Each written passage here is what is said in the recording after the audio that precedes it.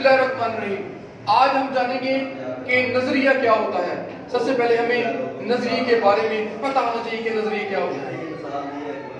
کسی شے کو وجود میں لانے کے لیے ذہن میں جو سوچ، فکر اور نقشہ ابھرتا ہے اور قائم ہوتا ہے، ہم اس کو نظریہ کہتے ہیں۔ یعنی کہ کسی چیز کی سوچ پیدا کرنا اور پھر اس کی فکر کرنا اور پھر ایک نقشہ ابھارنا اور پھر اس کو قائم کرنا آپ کا نظریہ کہلاتا ہے۔ نظریے کے مقاصد ہوتے ہیں، ہم باری باری ان کے بارے میں ڈسکس کریں گے۔ ایک ہوتا ہے مشترکہ مذہب، کامن ریلیجن، دوسرا ہوتا ہے مشترکہ سیاسی مقاصد جس کو ہم کامن پولیٹیکل آبجیکٹو کہتے ہیں، تیسرا ہوتا ہے مشترکہ تعلیمی مقاصد جس کو ہم کامن ایجوکیشن آبجیکٹو کہتے ہیں، اور چوتھا مشترکہ معاشی مقاصد جس کو ہم کامن اکنامک آبجیکٹو کہتے ہیں، اور پانچواں مشترکہ ثقافتی مقاصد جس کو ہم کلچرل آبجیکٹو کہتے ہیں۔ سب سے پہلے مشترکہ مذہب یعنی کامن ریلیجن کے بارے میں ہم جانتے ہیں وہ کیا ہوتا ہے۔ مذہب محض عبادات کا مجموعہ نہیں ہوتا، مذہب صرف عبادات کا مجموعہ نہیں ہوتا بلکہ کسی قوم کی پوری معاشرتی زندگی کو ابھارتا ہے۔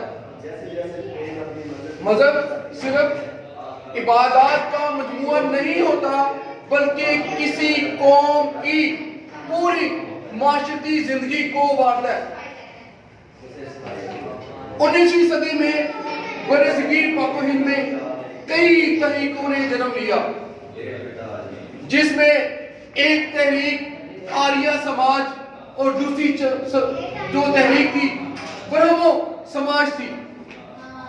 اب جو ہندوؤں کی آریہ سماج تنظیم تھی، اس نے ہندوازم کو پروموٹ کیا اور اس طریقے سے پروموٹ کیا کہ جتنے بھی غیر ہندو تھے ان کو ہندو ہونے پر مجبور کر دیا۔ اور دوسری تحریک جس کا نام برہمو سماج تھا، اس کے جو بانی تھے راجہ رام موہن رائے، اس نے اپنی اشتعال انگیز سپیچ کے ذریعے، تقاریر کے ذریعے یہ لوگوں کے دلوں میں ڈالا کہ ہندو ایک اچھی قوم ہے اور مسلمان ایک اچھی قوم نہیں ہے، جس کی وجہ سے مسلمانوں میں غم و غصہ پایا جاتا تھا۔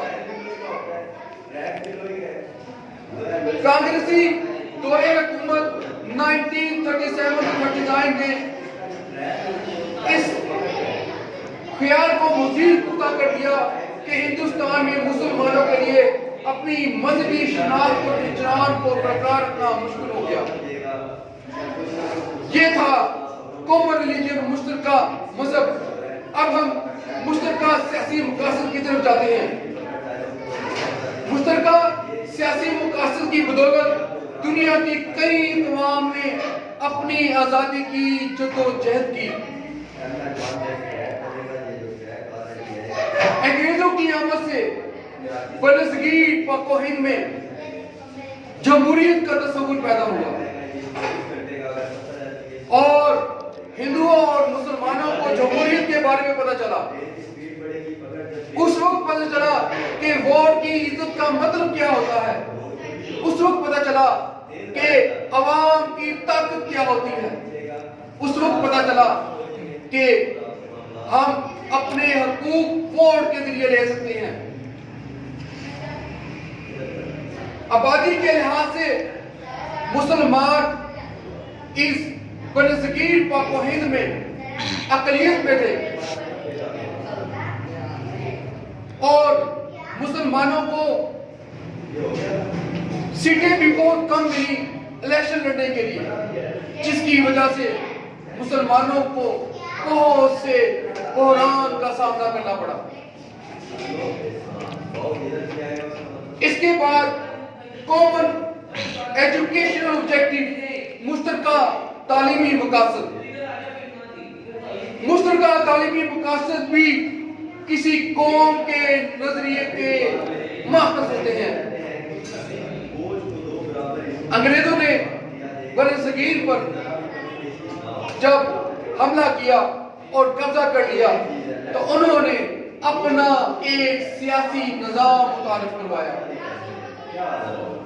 उन्होंने अंग्रेजी को बरसगीर में कंपल्सरी एलिमेंट के तौर पर नमूदार किया कि जो अंग्रेजी सीखेगा वो ही हमारे साथ काम कर सकेगा।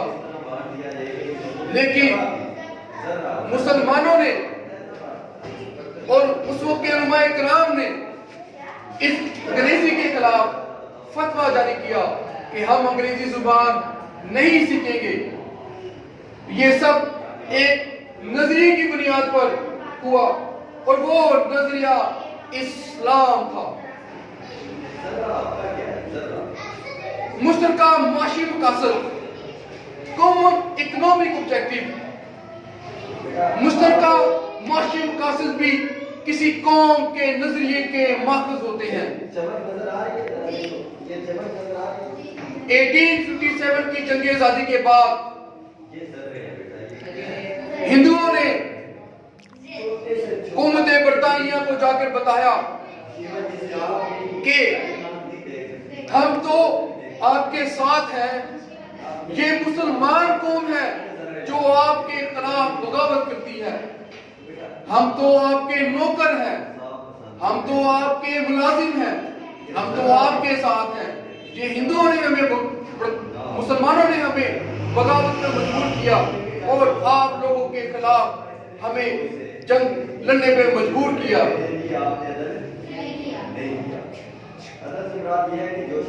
इसके नतीजे में अंग्रेजों का रवैया मुसलमानों के साथ दिन ब दिन तंग होता गया और मुसलमानों को अपने कारोबार और तजारत में बहुत जलालत कमाना पड़ी और बिल आखिर मुसलमान कारोबार और तजारत के मैदान में बहुत पीछे रह गए। लेकिन उन्होंने अपने नजरिए को नहीं छोड़ा, अपने इस्लाम को नहीं छोड़ा, अपने दीन को नहीं छोड़ा। वो डटे रहे, गर्दनें कटवा ली, लेकिन इन हिंदुओं के आगे, इस बरतानिया हुकूमत के आगे घुटने नहीं टेके, क्योंकि इस्लाम को जितना दबाया जाता है ये उतना ही उभरता है।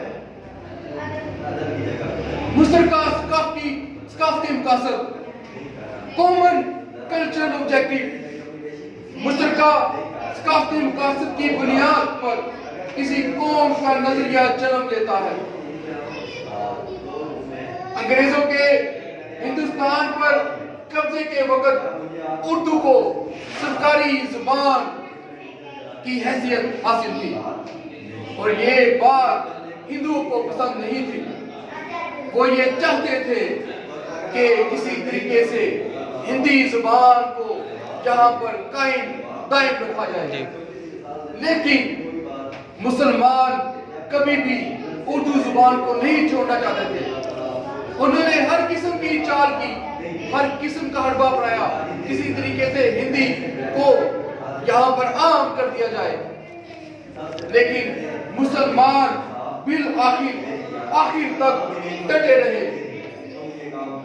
हिंदुओं के इस अमल ने मुसलमानों को ये सोचने पर मजबूर कर दिया कि मुत्तहिदा हिंदुस्तान में अपने तशकीश को मजीद बरकरार नहीं रख सकेंगे और मुसलमानों ने अपनी अलहदा जमात के बारे में सोचना शुरू कर दिया, जहां पर वो अपने नजरिए इस्लाम के मुताबिक, अपने मजहब के मुताबिक, अपने कुरान के मुताबिक, अपने हजरत मोहम्मद सल्लल्लाहु अलैहि वसल्लम के उसवा हसना के मुताबिक, अपनी खिलाफत इस्लामिया के मुताबिक अपनी जिंदगी को गुजारने के लिए मुसलमान दिन ब दिन इकट्ठे हो गए और बिल आखिर मुसलमानों ने साबित किया कि हम किसी के आगे झुकेंगे नहीं। पाकिस्तान जिंदाबाद, पाकिस्तान पाइंदाबाद।